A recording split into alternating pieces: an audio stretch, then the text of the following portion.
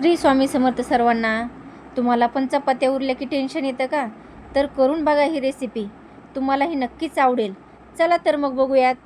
माझ्या उरल्या होत्या एवढ्या चपात्या, तर मी याला त्रिकोणी आकारात कापून घेतलं आणि एकीकडे तेल तापायला ठेवलेले. तोपर्यंत आपण एकीकडे याला मसाला तयार करून घेऊयात.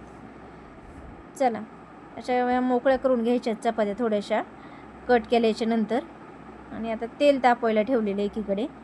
तर तेल तापले तोपर्यंत हा मसाला आहे ना आपण सगळा एकत्र करून घ्या. तिथे घेतलेले मी टोमॅटो, कांदा, काकडी आणि एका बाउलमध्ये काढून घेतलं आहे. आणि त्यामध्ये थोडंसं लाल तिखट, चाट मसाला आणि मीठ घातलेलं आहे. आणि त्याच्यानंतर वरून थोडीशी कोथिंबीर घातली आहे. कोणी कोणी लिंबू पण लगेच पिळतं, पण त्याला पाणी सुटल्यासारखं होतं, म्हणून मी खातानीच त्याच्यावर लिंबू पिळत असते.